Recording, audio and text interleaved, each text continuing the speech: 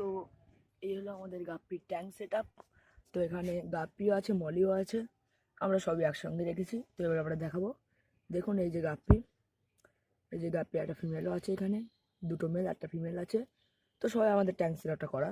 আর একটা female loaded Moli আছে, ওই যে দেখুন।